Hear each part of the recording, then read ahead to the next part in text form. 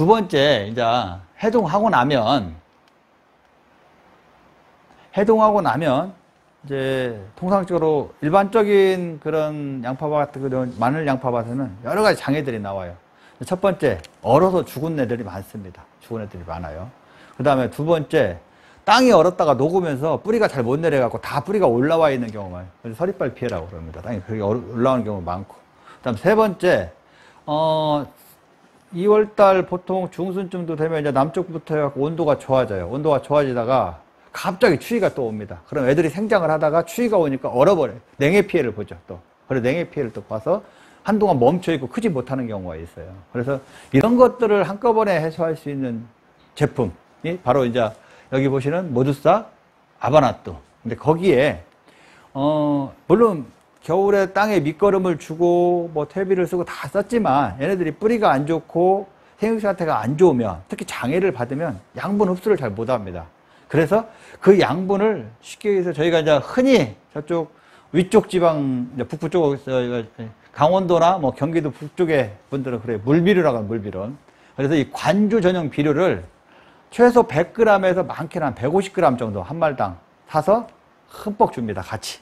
그래서 모두싹 40에 아바나뚜 40, 거기에 하카포스, 관주 전용 비료를 흠뻑 타서 주면 얘가 뿌리가 굳이 어디 땅을 파고 들어가 물 찾아먹지 않아도 되니까 빨리 성장을 하죠. 그래서 특히 하카포스를 주게 되면 1차 추비를 한번 준 것처럼 성장이 좋아지기 시작합니다. 그래서 해동하고 나면 모두싹 아바나뚜 하카포스를 해서 이것도 마찬가지로 가급적이면 조금 흠뻑 주는 게 좋습니다. 일반 연면 시비 하는 것보다 좀 흠뻑 주실 수 있으면 좀 더 효과적이다. 그래서 마늘 양파에서 가장 핵심적으로 필요한 게 저는 이거라고 생각해요. 그래서 정식하고 나서 15일에서 30일 사이에 모두싹과 그 다음에 아바나뚜, 뭐 심지어는 뭐 누트칼 아니면 뭐 또는 거기에 캔마그 누트칼 빼고 뭐 이렇게 주셔도 좋고요.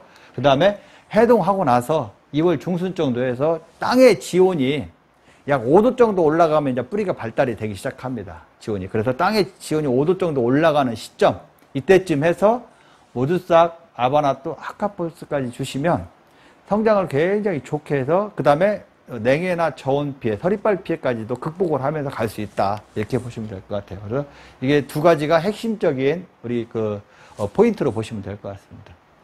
그럼 다음 파트로는 이제 웃거름, 쉽게 해서 추비라고 해요. 추비 이제 정식하고 나서 언제 추비를 줘야 되고 얼마만큼 줘야 되고 그 다음에 주는 시기는 어쩐지 이런 부분들을 좀 설명을 드리겠습니다. 저희들이 사용하는 웃거름 비료는 통상적으로 엔텍 베이스를 1차, 그 다음에 엔텍 퍼펙트를 2차, 그 다음에 저희들 NK 비료. 근데 NK 비료인데 저희는 칼슘이 있는 NK 비료를 3차로 주로 사용을 합니다. 그래서 이 세 가지를 사용해서 쓰는 방법, 사용 방법을 좀 설명을 드리겠습니다.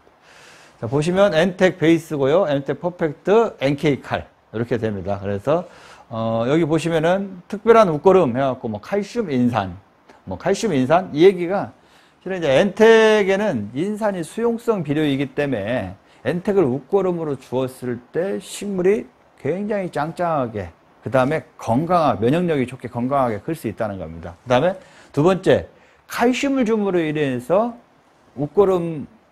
칼슘을 웃거름으로 줌으로 인해서 물론 뭐 병이나 이런 것도 강해지기도 하겠지만 더 중요한 거는 저장성이 좋아진다는 거죠. 저장성. 그래서 NK칼을 권장드리는 그래서 요걸 중심으로 칼슘과 그 다음에 인산을 웃거름으로 주는 거에 대한 설명을 좀 드리겠습니다.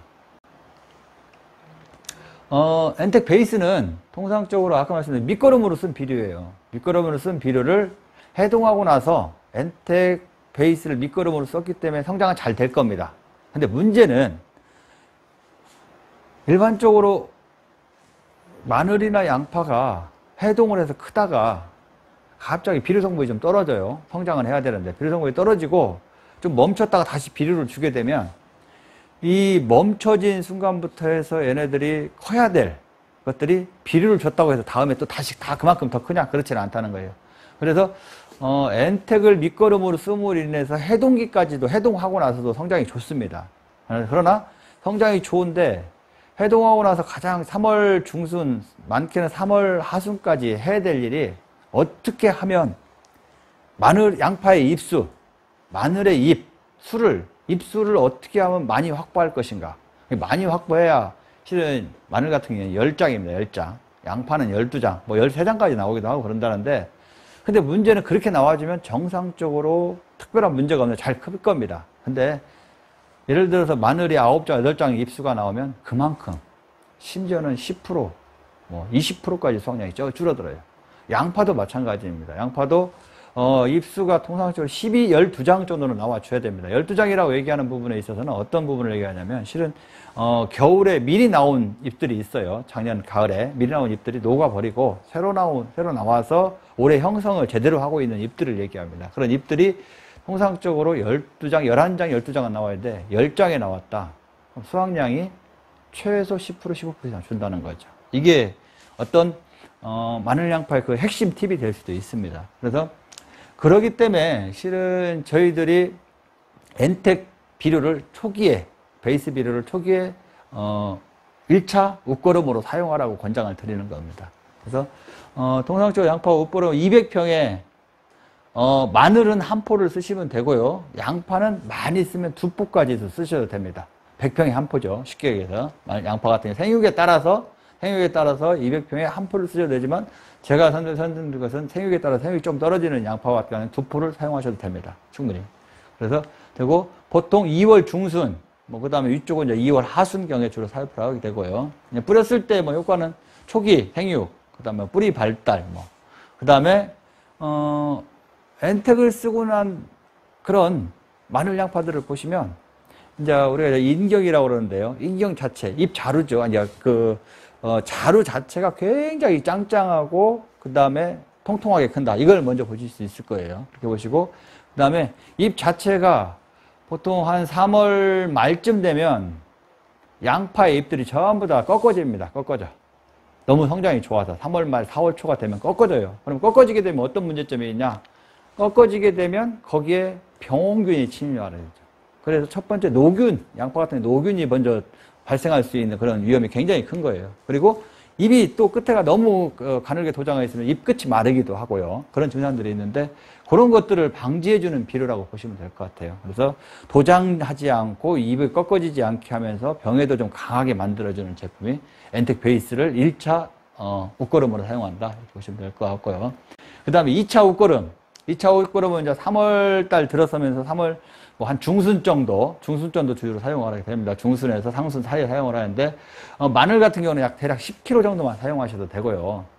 물론 마늘도 생육이 안 좋으면 여기에 20kg까지 사용하셔도 됩니다. 이게 최소 사용량을 10kg다 이렇게 보시면 되고, 그 다음에 양파는 무조건 200평에 한 포 정도는 들어가야 된다. 이때 마찬가지로 200평에 한 포 정도 사용하시는 거고요. 이때도 마찬가지로 이제 특히 마늘에는 2차 생장이라는 게 합니다. 2차 생장. 2차 생장이 뭐냐면, 마늘 쪽이 분화가 돼갖고 6쪽이 딱 만들어졌는데, 그 위에 다시 마늘 쪽이 뭐 7, 7개, 8개, 9개 막 다시 생기는 겁니다. 그래서 마늘 잎을 나중에 보시면 나중에 설명을 드리겠지만, 막 어디 머리카락처럼 막 나와 있는 거죠. 그런 2차 생장이나 끈잎 마름증이 좀 감소한다. 왜? 질소질을 한꺼번에 쫙 공급하지 않고 서서히 공급하기 때문에 그렇습니다. 그 이유는 서서히 공급하기 그렇고, 아까 말했던 웃자람에도 좋고, 그 다음에 통상적으로 마늘 같은 경우는 쪽 분화가 저온에 의해서 쪽 분화가 되고, 통상적으로 예를 들면 한 4월 초에서 중순 사이면 마늘이 이제 구비대가 되죠. 그 다음에 양파 같은 경우는 4월 마찬가지 중순 정도면 이제 구비대가 되기 시작하는데, 그런데 이제 굴을 빨리 비대시로 전환을 시키는 게 이제 그 형성이라고 얘기하는데, 구 형성 촉진에 좀 도움을 된다. 이렇게 보시면 될 것 같습니다. 웃자라지 않다 보니까 그래요.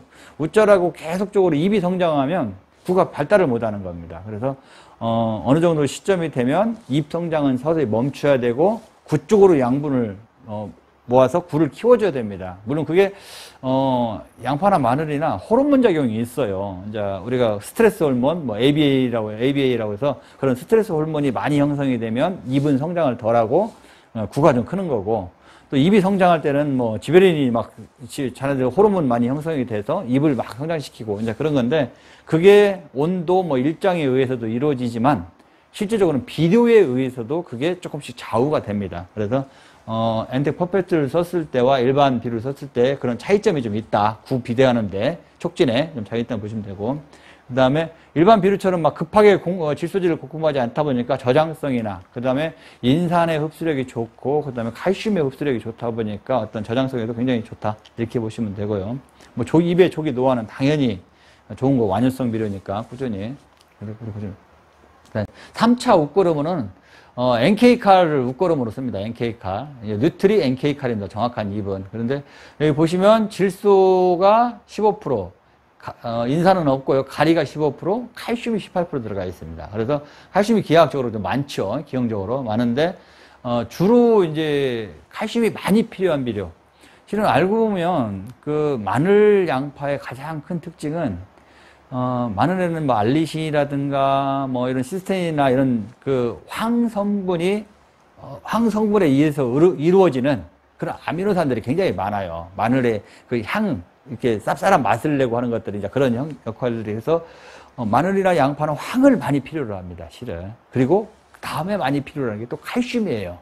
칼슘이 많이 있어야 얘네들이 저장성이 좋아지고, 그 다음에 어떤 식감도 좋아지고, 뭐 그렇습니다. 그래서 마늘 양파에는 특히 황과 칼슘이 굉장히 필요하다. 요건 좀 아시면 좋을 것 같아요. 그래서 특히 이제 NK칼을 이렇게 씁니다. 3차 옷고름으로 사용하고, 마늘이나 양파에는 보통 한 10kg 정도, 200평당 10kg 정도 사용량을 권장을 드리고, 양파 같은 경우는 생육의 후기 비대를 위해서 한 15kg까지도 권장을 해드립니다. 그리고 3월 중순에서 하순, 특히 양파는 뭐 4월 중순에 쓰셔도 좋습니다. 4월 중순까지 쓰셔도 좋은데, 마늘에는 안 됩니다. 마늘에는 3월 말에서 늦어도 4월 초에는 끝나야 돼요. 4월 초. 그러나 양파는 4월 중순까지 사용하셔도 전혀 무방하다. 왜? 마늘 같은 경우는 4월 중순에 비료를 쓰게 되면, 특히 이제 물론 뭐 이게 약간 중부지방 중심입니다. 중부지방 중심으로 보시면 4월 중순 이후에 비료를 쓰게 되면 어떤 현상이 생기냐? 마늘의 2차 형성이 일어납니다. 그래서 4월 중순에는 절대 비료를 쓰시면 안 된다. 2차 생장 때문에. 그렇게 아시고, 늦어도 3월 말에서 4월 초, 아주 초도 그 앞쪽으로만 사용하시고, 그 이후에는 사용하시면 안 된다. 마늘에는. 그렇게 보시면 되고요. 그래서 구의 형성을 좋게 하면서도 저장성을 좋게 하는 비료가 NK칼입니다. 그래서 칼슘을 공급해서. 그 다음에 또 중요한 거는 아무 때나 뿌려도 물이 없어도 잘 녹습니다. 잘 녹아서 들어가요. 그렇기 때문에 빠른 효과를 볼 수 있다. 흡수가 좋고. 그리고 칼슘이 잘 들어가니까 아무래도 잎끝이 마르거나 그런 증상들이 적고 뿌리 발달로 좋습니다. 칼슘이 원래 뿌리를 잘 발달시키는 역할을 많이 해요. 그래서 그런 쪽에도 좋다. 그렇게 보시면 될 것 같습니다. 그 다음에 웃거름으로 사용하는 거는, 이제 밑거름으로 사용을 못하는 경우에는 해동하고 나서 보통 한 2월 중순 정도에서 3월 초 사이에, 너무 양파가 우거지면, 마늘이 우거지면, 그때는 마늘에 얹혀져서 장애가 나올 수도 있고, 그러니까 통상적으로 한 2월 달 안으로 마늘에는 쓰시면 좋고요. 양파는 실은 상관은 없습니다. 근데 양파에도 문제점은 있습니다. 언제냐? 3월 벌써 중순 정도 되면 양파가 대가 굵어져요. 굵어지다 보면 구멍으로 들어갈 공간이 없습니다. 그래서 마늘 양파 같은 경우는 통상적으로 3월 초순까지 갈 것도 없고요. 한 2월 달에 웃거름으로 사용하실 경우 위에 뿌려주시고, 웃거름으로는 그 대신 약 300평까지 뿌리셔도 됩니다. 웃거름을 사용하시는 것은. 특히 양파 같은 경우 녹유병이 생겼을 때는 웃거름을 사용하시고 약을 주시면 좀 이렇게 아무래도 미네랄과 미량요소를 잘 많이 흡수했으니까 얘네들 자체가 건강하겠죠. 그러다 보니까 병을 빨리 이겨내는 그런 효과가 나올 수도 있습니다. 그래서 녹유병이라는 병이 심한 경우에는 웃거름으로 사용해도 좋다 이 얘기입니다.